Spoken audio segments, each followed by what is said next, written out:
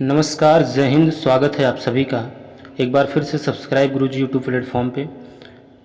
इस वीडियो में हम लोग जो करंट अफेयर्स की एक सीरीज़ चल रही थी, तो उसी सीरीज़ का ये नेक्स्ट वीडियो है। इसमें हम लोग जनवरी महीने की अत्यंत महत्वपूर्ण मतलब चुन चुन के क्वेश्चन ढूंढे गए हैं, वो सारे क्वेश्चन इस वीडियो में देखेंगे।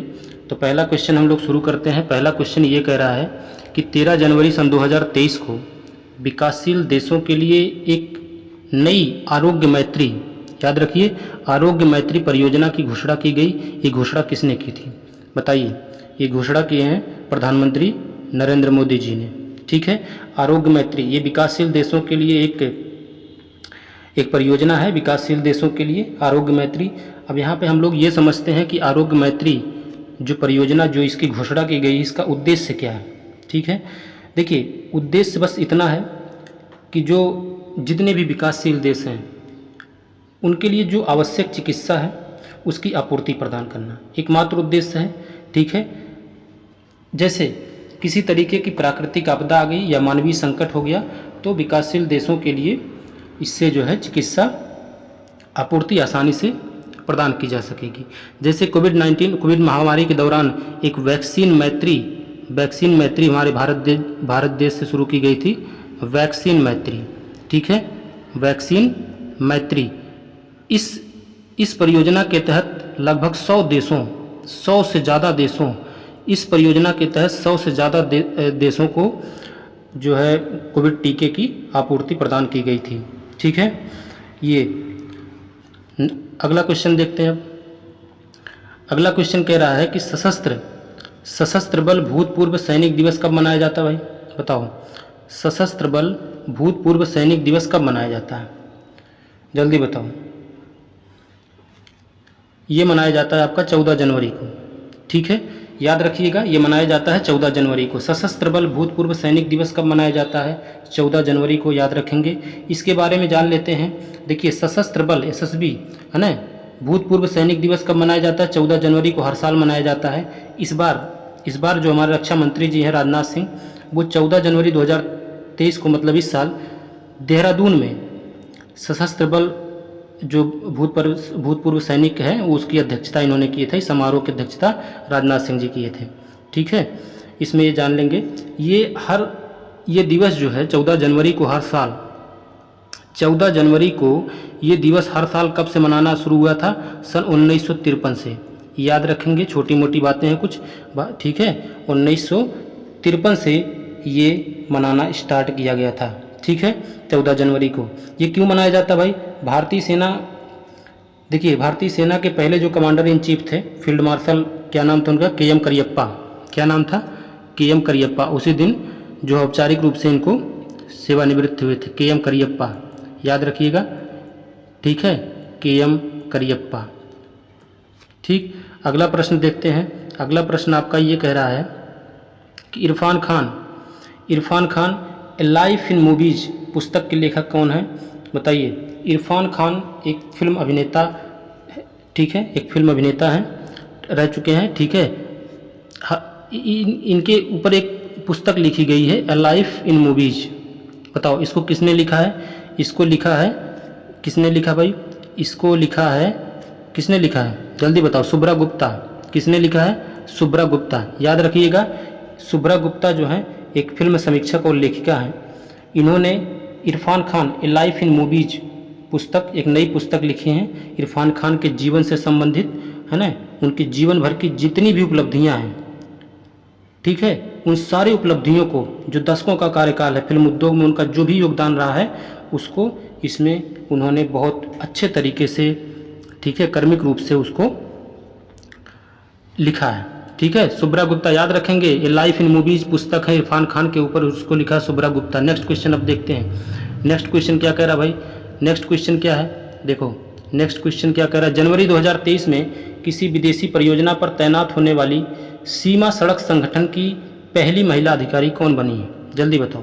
सीमा सड़क संगठन, border road BRO, border road organisation, सीमा सड़क संगठन की पहली महिला अधिकारी कौन बनी है? जल्दी बताओ। पहली महिला अधिकारी कौन बनी है? जल्दी बताओ भाई। सुरभि जखमोला बनी है। कौन बना है? सुरभि जखमोला। ठीक। सुरभि जखमोला, जखमोला ना याद रहे हाजमोला याद कर लो। सीमा सड़क संगठन की पहली महिला अधिकारी, बॉर्डर रोड ऑर्गेनाइजेशन की कौन है? हजमोला। खैर ये याद करने के लिए हैं, ये एक बहुत ही वरिष्ठ पद, बहुत ही सम्मानित पद होता है।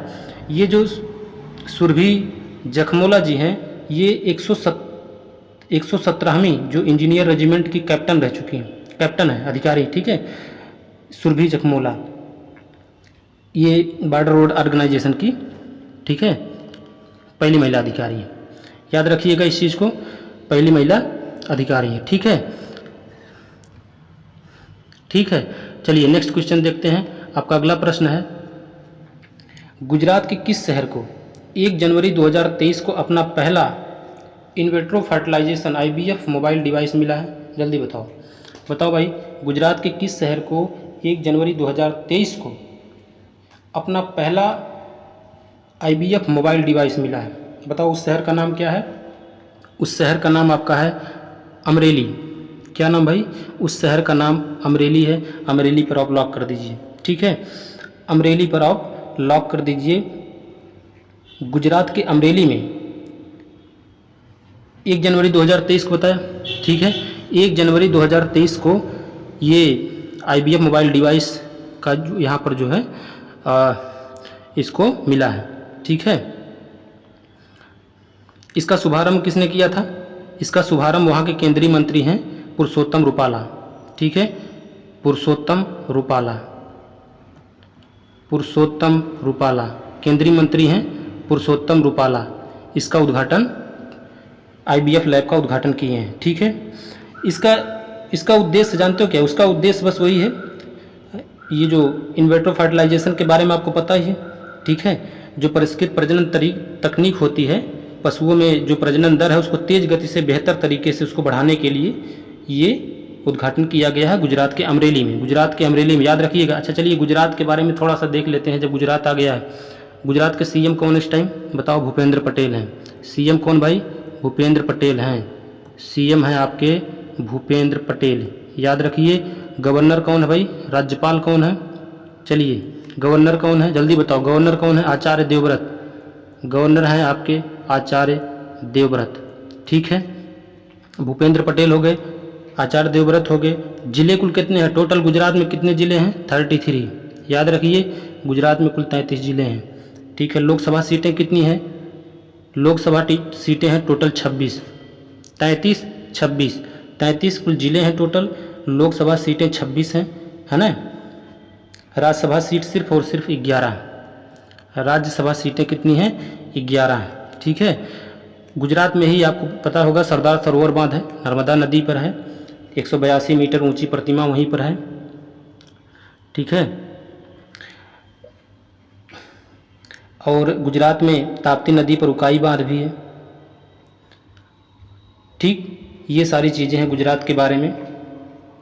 सरदार वल्लभ भाई पटेल की 182 मीटर ऊंची प्रतिमा भी है वहाँ पे। ये दुनिया की सबसे ऊंची प्रतिमा है, ठीक है। अगला प्रश्न अब देखते हैं। अगला प्रश्न क्या है भाई? अगला प्रश्न देखते हैं, भारत के चुनाव आयोग ने किस राज्य में मिशन 929 मिशन 929 शुरू किया? बताओ, जल्दी बताओ। भारत के चुनाव आयोग ने, इलेक्शन कमीशन ऑफ इंडिया ने किस राज्य में मिशन 929 कहाँ पे शुरू किया है?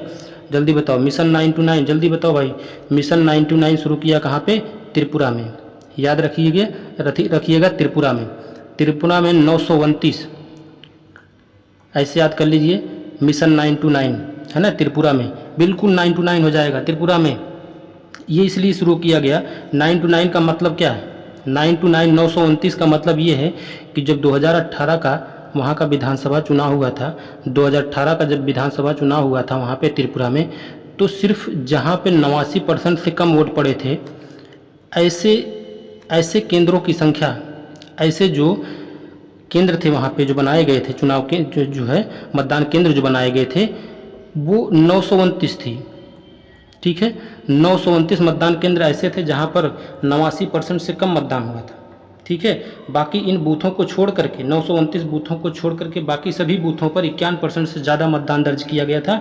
इसलिए मिशन शुरू किया गया कि 929 पर भी ये जो है मतदान होने चाहिए, ठीक है। रही बात त्रिपुरा की, लगे हाथ देख लेते हैं भाई। त्रिपुरा आ गया तो त्रिपुरा के सीएम कौन है, जल्दी बताओ। त्रिपुरा के सीएम इस टाइम है मणिक साहा, याद रखिए मणिक साहा। पूरी डिटेल देखेंगे हम लोग, मणिक साहा पूरी डिटेल देखेंगे, घबराने की ज़रूरत नहीं है। एक एक क्वेश्चन में बहुत सारे उसके एक्स्ट्रा पॉइंट्स हम लोग समझेंगे।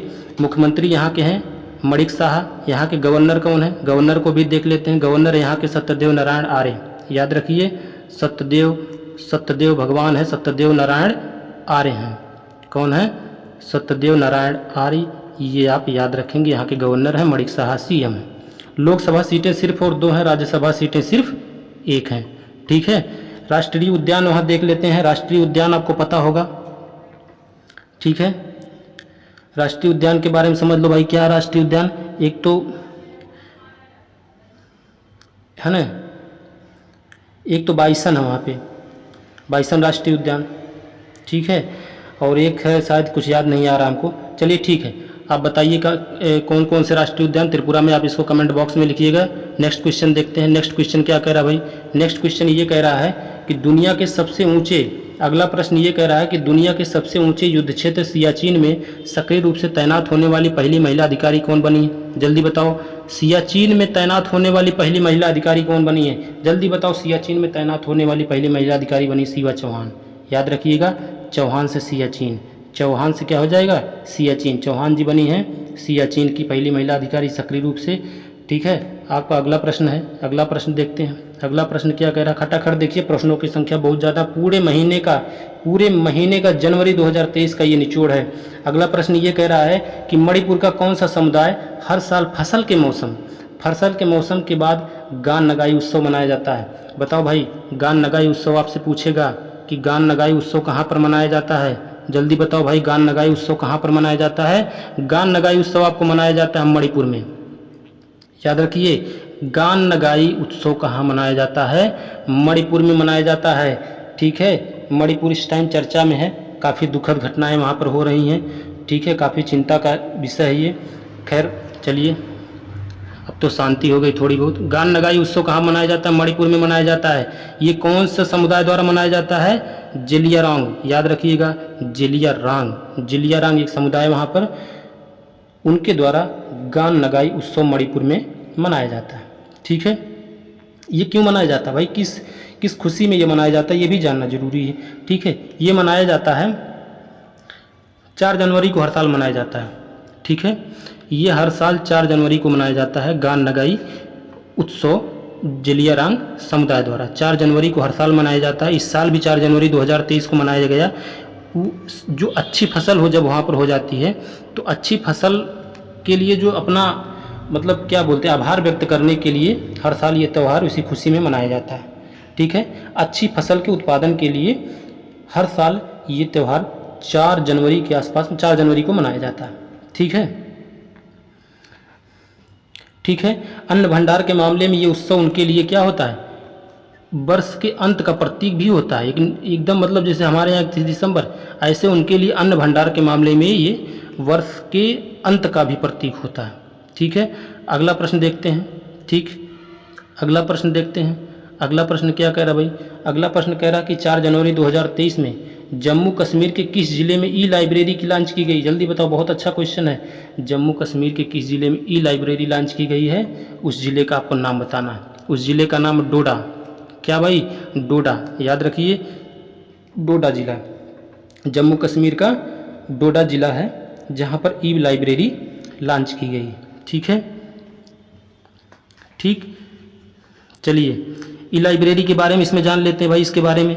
चलिए, ये उपलब्धि जो उसको मिला है वो एक योजना है वहाँ पे, अद्भुत डोडा अभियान वहाँ पे चला था। क्या चला था, अद्भुत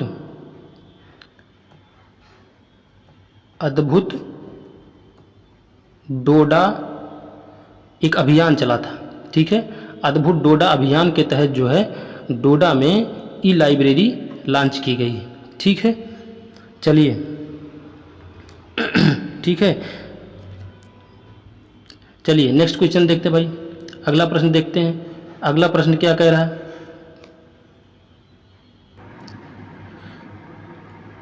अगला प्रश्न कह रहा है कि अंबेडकर ए लाइफ पुस्तक के लेखक कौन, जल्दी बताओ। बहुत अच्छी पुस्तक है, ठीक है। अम्बेडकर जी के जीवन पर है। अम्बेडकर अलाइफ, अम्बेडकर अलाइफ पुस्तक के लेखक कौन है? अम्बेडकर अलाइफ पुस्तक के लेखक कौन? जल्दी बताओ, जल्दी बताओ भाई, जल्दी बताओ। शशि थरूर हैं। शशि थरूर एक बहुत ही वरिष्ठ लेखक हैं, ये सांसद भी रह चुके हैं, ठीक है, सांसद और लेखक हैं ये शशि थरूर, ठीक है। इनकी नवीनतम पुस्तक है जिसका नाम क्या है? अम्बेडकर अलाइफ, अम्बेडकर की जीवनी पर आधारित है, ठीक है। अम्बेडकर जी की कहानी पर इन्होंने बहुत ही बड़ी स्पष्टता के साथ, ठीक है, उनकी प्रशंसा को बताते हैं, उनकी अंतर्दृष्टि को इस पुस्तक में इन्होंने समाहित किया है। चलिए, अम्बेडकर जी की बात आ गई तो डॉक्टर भीमराव अम्बेडकर जी के बारे में जान लेते हैं थोड़ा सा। बताओ, डॉक्टर भीमराव अम्बेडकर जी का जन्म कब हुआ था? जल्दी बताओ भाई। 14 अप्रैल, आप सभी को पता है 14 अप्रैल, लेकिन आपको सन भी पता होना चाहिए किस ईयर में हुआ था। तो 14 अप्रैल 1891 में, याद रखिएगा। 14 अप्रैल 1891 में, 91 ईस्वी में बॉम्बे प्रेसिडेंसी में, कहाँ पर हुआ था? मुंबई पर बॉम्बे प्रेसिडेंसी में इनका जन्म हुआ था। एक महार परिवार में हुआ था, ठीक है। बॉम्बे प्रेसिडेंसी में अंबेडकर जी का जन्म 14 अप्रैल 1891 ईस्वी में एक महार परिवार में इनका जन्म हुआ था, ठीक। इन्होंने पूरे जीवन भर छुआछूत जैसी जो कुप्रथा थी उसको समाप्त करने के लिए अपना जीवन समर्पित किया। देश के संविधान का सबसे बड़ा भागीदार इन्हीं का है, ठीक है। 14 अप्रैल 1891 में बॉम्बे प्रेसिडेंसी में इनका जन्म हुआ था, एक महार परिवार में हुआ था, ठीक है। इनकी मृत्यु हुई थी 6 दिसंबर, कब हुई थी भैया? 6 दिसंबर 1956 ईस्वी को, याद रख लीजिएगा। 6 दिसंबर 1956 को दिल्ली में इनकी मृत्यु हो गई, ठीक है। एक महान व्यक्तित्व है, आप इस चीज़ को समझ सकते हैं। चलिए अगला प्रश्न देखते हैं, ठीक है। क्वेश्चन संख्या बहुत ज़्यादा है इसलिए आप याद रखेंगे। अम्बेडकर अलाइफ पुस्तक के लेखक कौन? शशि थरूर। नेक्स्ट क्वेश्चन देखते हैं। 6 जनवरी सन 2023 को भारत के 79th यानी कि 79वें ग्रैंड मास्टर कौन बने? जल्दी बताओ, 79th ग्रैंड मास्टर कौन बने हैं? भारत के ग्रैंड मास्टर, ये बहुत बड़ा अचीवमेंट है। भारत के 79 नंबर के ग्रैंड मास्टर कौन बने? जल्दी बताओ भाई, जल्दी बताओ कौन बने हैं? प्राणेशियम, ठीक है। ये एकदम याद रख लीजिए, वेरी वेरी इंपॉर्टेंट है, वेरी आईएमपी क्वेश्चन है, वेरी इंपॉर्टेंट क्वेश्चन है। प्राणेशियम याद रखेंगे। 79वां ग्रैंड मास्टर कौन बना है? प्राणेशियम, ठीक है। तमिलनाडु के रहने वाले हैं, तमिलनाडु के रहने वाले हैं प्राणेशियम जी, आप सबको पता होना चाहिए, ठीक है। इससे पहले कौन था भाई बताओ? ये 79वें नंबर के हैं, ठीक है, ठीक है। इसके पहले कौन थे? चलिए, ठीक है। 78 नंबर के कौन थे? जल्दी बताओ। 78 नंबर के जस्ट उनके नीचे हैं, जस्ट इनके नीचे ही 78 नंबर के थे, ठीक है। कौस्तुभ चटर्जी जी पिछले 78 नंबर के ग्रैंड मास्टर रह चुके हैं 2022 में, याद रखेंगे 2022 में। लेकिन इस साल ग्रैंड मास्टर बन गए हैं 2023 में, कौन? प्राणेशियम, याद रखेंगे। 79 नंबर के प्राणेशियम है, 78 नंबर के कौस्तुभ चटर्जी जी हैं, ठीक है, याद रखेंगे। आपका अगला प्रश्न है 77 नंबर के, खैर जानने की अब ज़्यादा ज़रूरत नहीं है क्योंकि ये दो लोग जान गए। 78 79 तो बहुत है, 77 में आदित्य मित्तल रह चुके हैं, ठीक। अगला प्रश्न देखते हैं। चलिए अगला क्वेश्चन आपका ये आपके सामने रहा। भारत में निम्नलिखित में से किस देश के साथ युवा पेशेवर योजना यंग प्रोफेशनल स्कीम, ठीक है, यंग प्रोफेशनल स्कीम युवा पेशेवर योजना शुरू की? जल्दी बताओ, बताओ भाई, खटाखट बताओ। जब भारत ने निम्नलिखित में से किस देश के साथ युवा पेशेवर योजना यंग प्रोफेशनल स्कीम शुरू की? किस देश के साथ मिलकर शुरू की है? ब्रिटेन, याद रखिएगा, ब्रिटेन के साथ मिलकर ये शुरू की है युवा पेशेवर योजना। इस योजना का उद्देश्य क्या है समझ लेते हैं हम लोग, ठीक है। इस योजना का उद्देश्य जो 18 से 30 वर्ष के लोग हैं, ध्यान से समझिएगा, जो 18 से 30 वर्ष के लोग हैं आयु के वर्ग के हैं, उसमें से 3000 डिग्री धारक नागरिकों को 2 साल की अवधि के लिए एक दूसरे देश में रहने और उनको काम करने की अनुमति देती है। ये यंग प्रोफेशनल स्कीम है, उसकी क्षमता है 3000। कितनी है? 3000, 2 साल में, ठीक है, 2 साल में 3000 लोगों को, ठीक। ये घोषणा G20 के शिखर सम्मेलन जो 2 नवंबर 2022 में हुआ था उसमें की गई थी, याद रखेंगे। नवंबर 2022 में G20 के शिखर सम्मेलन में इसकी घोषणा की गई थी। 3 साल की अवधि के लिए ये योजना मान्य होती है। 3000 लोगों के लिए वीज़ा विनिमय प्रदान करती है। ये सब आप याद रखेंगे। सबसे ज़्यादा याद रखने वाली बात यह है कि जो यंग प्रोफेशनल स्कीम है ये कहाँ से शुरू की गई? ब्रिटेन से शुरू गई। आपका अगला प्रश्न है, अगला प्रश्न देख लेते हैं क्योंकि प्रश्नों की संख्या काफ़ी ज़्यादा है, वीडियो लंबा हो जाएगा। अनजान साक्षी इनमें से किसकी आत्मकथा? जल्दी बताओ भाई, खटाखट जल्दी बताओ। अनजान साक्षी अनजान साक्षी किसकी आत्मकथा है? के अब्दुल गफ्फार, के अब्दुल गफ्फार की आत्मकथा है अनजान साक्षी। ठीक है, ये प्रोफेसर हैं। ठीक है, प्रोफेसर हैं के अब्दुल गफ्फार। के अब्दुल गफ्फार की आत्मकथा। ये प्रोफेसर रह चुके हैं। शिक्षक और छात्रों के बीच बदलाव जो होता है उसकी अंतर्दृष्टि के बारे में अनजान साक्षी में इन्होंने विधिवत तरीके से इसका वर्णन किया है। गफ्फार साहब जो हैं ये भटकल कर्नाटक में जो है इंजीनियरिंग कॉलेज में इन्होंने प्रोफेसर के रूप में वहाँ पर अपनी सेवा प्रदान की है।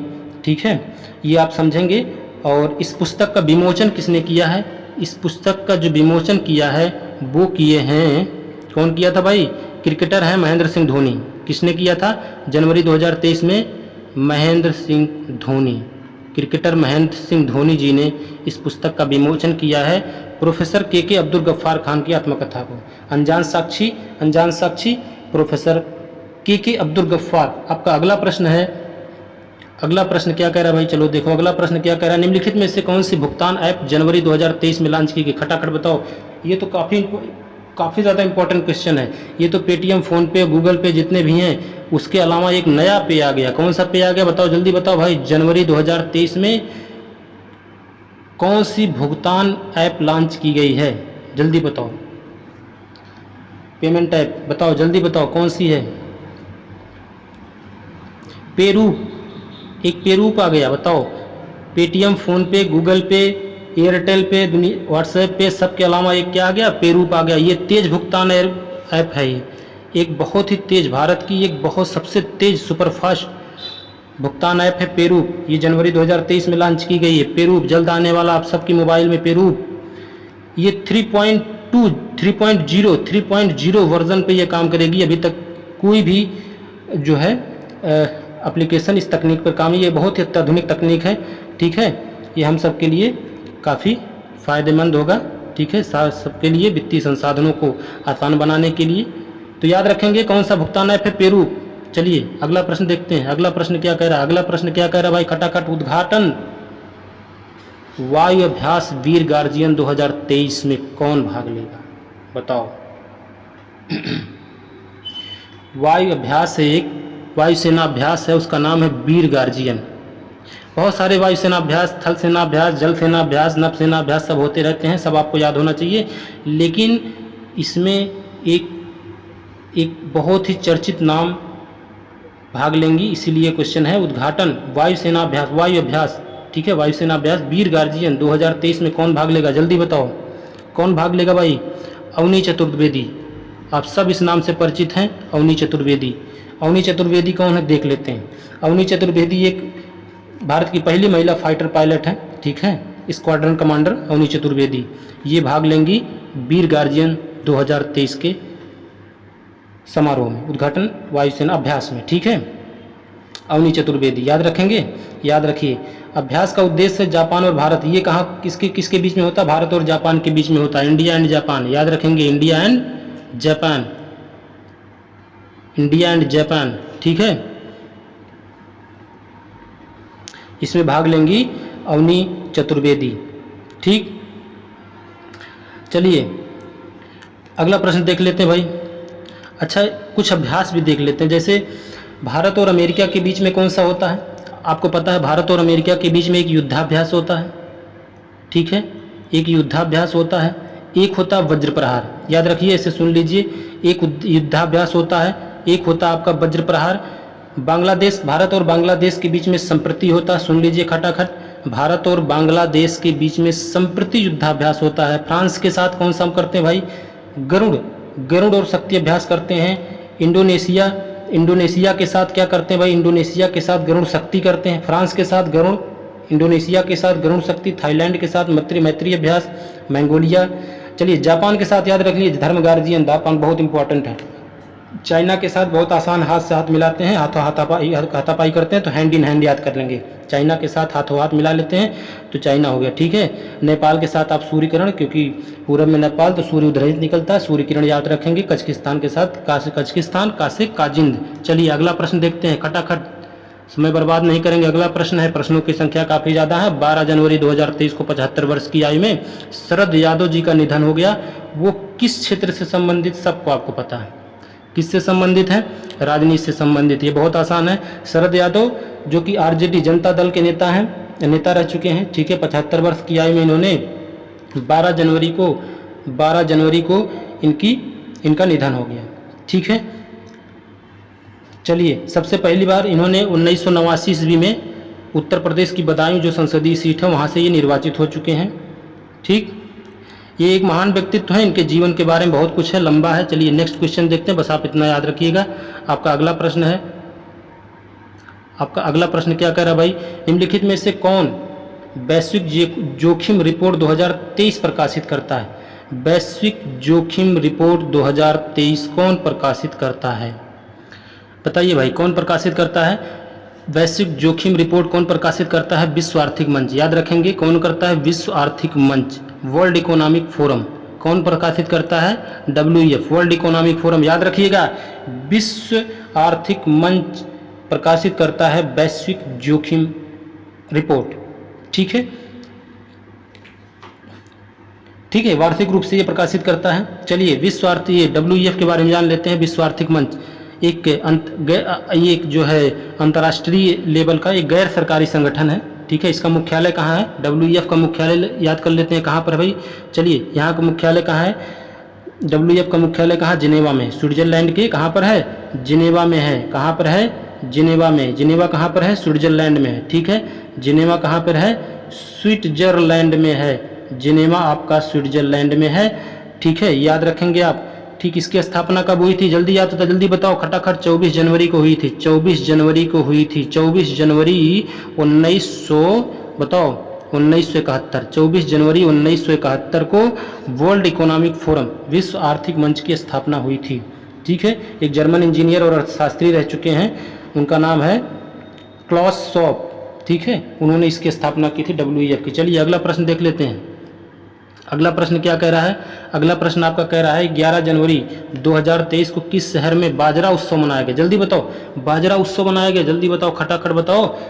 बाजरा उत्सव मनाया गया है कहाँ पर मनाया गया, गांधीनगर में, है ना। बाजरा उत्सव याद रखिएगा कि बाजरा उत्सव मनाया गया है गांधीनगर गुजरात में, ठीक है। 11 जनवरी भले ना याद हो, लेकिन बाजरा उत्सव आपको इस साल 2023 में कहाँ मनाया गया, जनवरी 2023 में गांधीनगर मनाया गया, ठीक है। चलिए भाई जाहिर सी बात है, बाजरा उत्सव मनाया गया है तो बाजरा के बारे में जो है उसके उपयोग के बारे में उस जागरूकता फैलाने के लिए कार्यक्रम का आयोजन किया गया होगा, ठीक है। जो मुख्यमंत्री वहाँ के अभी आपको बताएं भूपेंद्र पटेल, उन्होंने इसका उद्घाटन किया। चलिए गुजरात के बारे में देख ही चुके हैं, ठीक। अगला प्रश्न देख लेते हैं, अगला प्रश्न लगे हाथ देख लेते हैं, क्या कह रहा है अगला प्रश्न, कह रहा है कि G20 के तहत, वेरी वेरी इंपॉर्टेंट, G20 का हर क्वेश्चन कहीं न कहीं फंस जाता है। G20 के तहत थिंक 20 बैठक, कौन थिंक 20 बैठक 16 जनवरी 2023 को किस शहर में आयोजित, जल्दी बताओ, जल्दी बताओ। थिंक 20 कहाँ पर आयोजित हुई, भोपाल में हुई थी, वेरी वेरी इंपॉर्टेंट। भोपाल जो कि MP में है, मध्य प्रदेश में है, भोपाल में थिंक 20 16 जनवरी को भोपाल में आयोजित हुई थी, ठीक है। बैठक में भारत के जितने भी भारत के बुद्धिजीवी और अधिकारी इसमें मतलब मिलाकर कुल 94 जो प्रतिनिधि थे इसमें भाग लिए थे G20 में, ठीक है। G20 के बारे में आप समझ लीजिए, G20 जो है 20 प्रमुख देशों, 20 विकसित और विकासशील अर्थव्यवस्थाओं का एक जो है कह सकते हैं आप अंतर सरकारी मतलब मंच है। 20 विकसित और विकासशील देशों का एक संगठन है G20, ठीक है। ये आप याद रखेंगे। 20 देश, इसमें कौन कौन से 20 देश, कुछ समझ में आता है। 20 देश अगर देखेंगे तो अच्छा, G20 की स्थापना कब से हुई थी भाई, चलिए ठीक है 1999 में, ठीक है 1999 से जो है आर्थिक संकट से निपटने के लिए इसकी एक संगठन बनाया गया था। इसमें कौन कौन देश है? 20 देश है। ऑस्ट्रेलिया है, कनाडा है, सऊदी अरब है, अमेरिका भी है, इसमें भारत भी है, रूस, दक्षिण अफ्रीका भी है। तो ऐसे मिला करके कुल कितने देश हैं? यूरोपीय संघ है, जापान भी इसमें है, चाइना भी इसमें आ जाता है, इंडोनेशिया भी है, यानी कि एशिया महाद्वीप के इधर के सारे देश आ जाते हैं, दक्षिण कोरिया भी आ जाता है इसमें, ठीक है, इंग्लैंड भी आ जाता है, यूके, साउथ अफ्रीका भी। तो ऐसे मिलाकर के टोटल कितने देश होते हैं? इसमें 20 देश होते हैं। आपका अगला प्रश्न देख लेते हैं। अगला प्रश्न क्या कह रहा है? माघी मेला उत्सव 14 जनवरी को किस राज्य में मनाया जा रहा है? माघी मेला, माघी मेला के बारे में बताइए, जल्दी बताइए भाई। माघी मेला, माघ से पंजाब, माघ से क्या होता है? माघ से पंजाब आपका, ठीक है, क्या हो जाएगा? पंजाब आपका हो जाएगा। आंसर आपका क्या हो जाएगा? पंजाब हो जाएगा। चलिए एक सेकेंड, क्या हो गया ये? ठीक है, पंजाब हो जाएगा। क्या हो जाएगा? माघी मेला कहाँ मनाया जाता है? पंजाब में। समय बहुत ज़्यादा लग रहा है, ठीक है। माघी मेला का पर्व कहाँ मनाया जाता है? पंजाब में। खैर धैर्य रखिए, बहुत अच्छे अच्छे क्वेश्चन है। माघी मेला पंजाब में मनाया जाता है। आपका अगला प्रश्न है। अगला प्रश्न क्या कह रहा है? कौन भारत का पहला संविधान साक्षर जिला बन गया? जल्दी बताओ। भारत का पहला संविधान साक्षर जिला, वेरी वेरी इंपॉर्टेंट क्वेश्चन, वो है केरल का कोल्लम। संविधान साक्षरता के मामले में आए तो केरल आपको पता है, निसंदेह आप केरल लगाएंगे तो के से केरल, के से कोल्लम, का से केरल, का से कोल्लम, तो कोल्लम जिला हो जाएगा। चलिए केरल, ठीक है, अपने आप में केरल का नाम सुनते ही लगता है कि मतलब ठीक है, भारत में सबसे ज़्यादा आगे है, ऐसा लगता है। शिक्षा के मामले में, हर मामले में, लिंगानुपात के मामले में, सब मामले में केरल बहुत आगे है। साक्षरता के मामले में, हर चीज़ मामले में केरल बहुत आगे है। चलिए तो यहाँ के देख ले, मुख्यमंत्री कौन भाई? सीएम देख लेते हैं। सीएम यहाँ के कौन है? पिनराई विजयन, याद रखिएगा, पिनराई विजयन है। राज्यपाल कौन इस टाइम? राज्यपाल कौन है? आरिफ मोहम्मद खान जी हैं। कौन है? आरिफ मोहम्मद खान जी हैं। पिनराई विजयन, आरिफ मोहम्मद खान, ये आप याद रखेंगे। यहाँ का जो राज्य पशु है वो भारतीय हाथी को माना जाता है। चलिए इडुक्की बात परियोजना, इडुक्की बात पेरियार नदी पर ही, बहुत फेमस है केरल का, ये भी आप याद रखेंगे, ठीक है। पेरियार नदी केरल में है, यही अपने आप में इम्पोर्टेंट है। आपका अगला प्रश्न है। अगला प्रश्न कह रहा है जनवरी 2023 में नीलमणि फुकन का निधन हो गया। उन्हें किस वर्ष ज्ञानपीठ पुरस्कार से सम्मानित किया गया था? नीलमणि फुकन को आपको पता है ज्ञानपीठ पुरस्कार मिला था।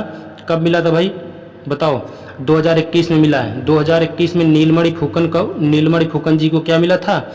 ज्ञानपीठ पुरस्कार से सम्मानित किया गया था, ठीक है। इनका अभी निधन हो गया जल्दी ही, इसी जनवरी 2023 में, ठीक है। 19 जनवरी 2023 को इनका क्या हो गया? निधन हो गया। अभी 19 जनवरी 2023 को नीलमणि फुकन का भी जल्दी ही निधन हो गया।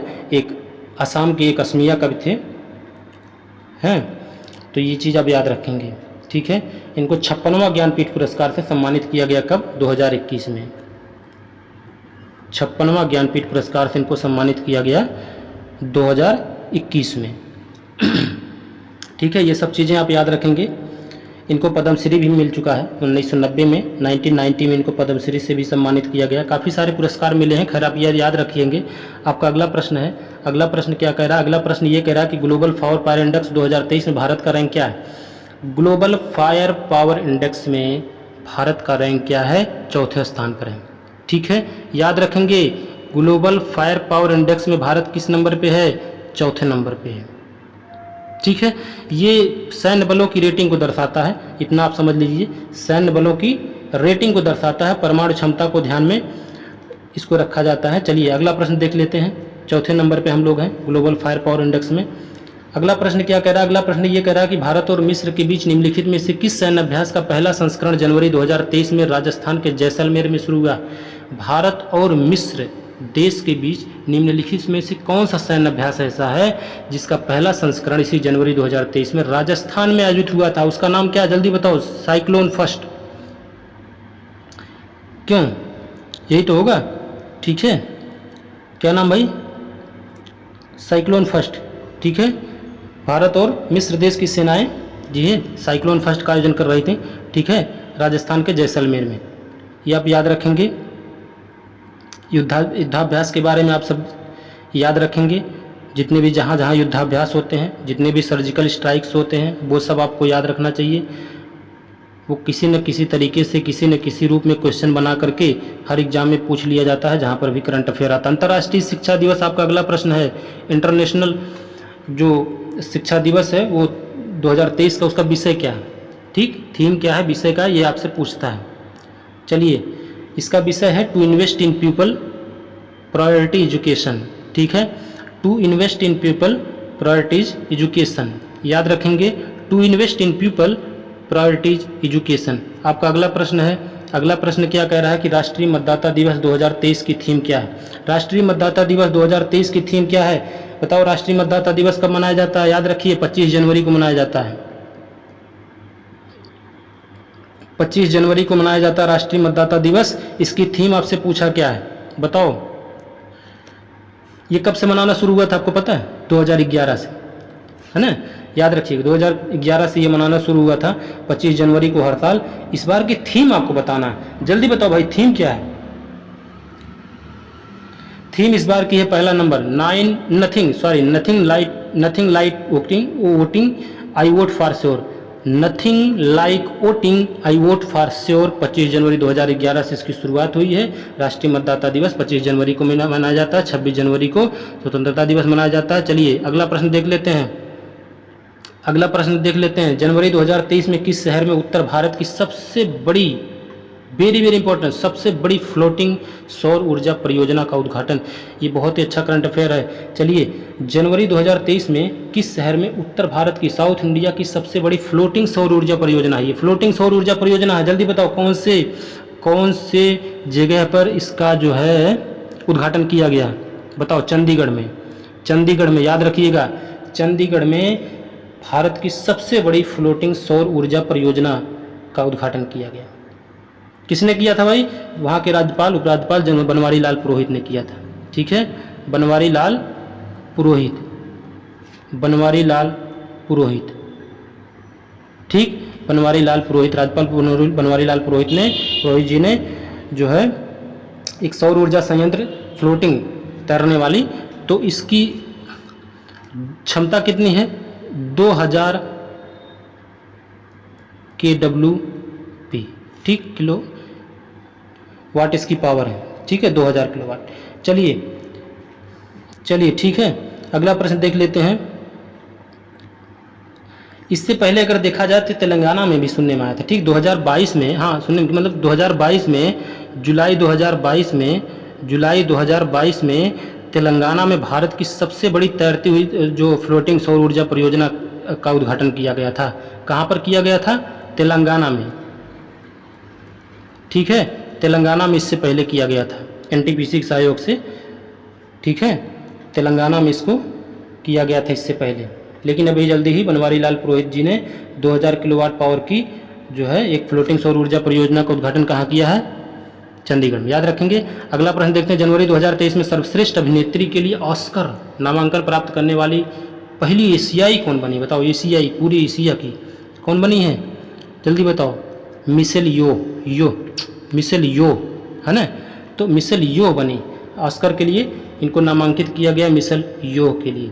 ठीक है, याद रखेंगे ये आप, मिशेल यो। अगला प्रश्न देख लेते हैं। ठीक है, ये सारे प्रश्नों की एक श्रृंखला थी। पूरे जनवरी महीने के बहुत सारे इंपॉर्टेंट चुनिंदा प्रश्नों को इसमें संकलित किया गया है। ठीक, ये सारे प्रश्न आप लोगों को देखिए ही। ठीक है, उम्मीद करते हैं कि वीडियो आपको बहुत अच्छे से समझ में आएगा और पसंद भी आया होगा। और जब पसंद आया है तो आप चैनल को सब्सक्राइब, शेयर, लाइक, जो भी समझ में आए, जो भी आपके बस का हो वो आप ज़रूर करिएगा। ठीक है, वीडियो को लास्ट तक देखने के लिए बहुत, हम बीच बीच में कहीं नहीं सब्सक्राइब करने बोलते हैं। पसंद आएगा तो आप खुद ही शेयर करेंगे, लाइक करेंगे। ठीक, इसमें कहने की कोई ज़रूरत ही नहीं, जिसको ज़रूरत रहती है वो अपने आप पात्रता लेता है तो सब्सक्राइब कर लेता है। तो आप ये इतना तो आप समझदार हैं ही। खैर, आप वीडियो लास्ट तक देखें, इसके लिए बहुत बहुत धन्यवाद। Thank you very much.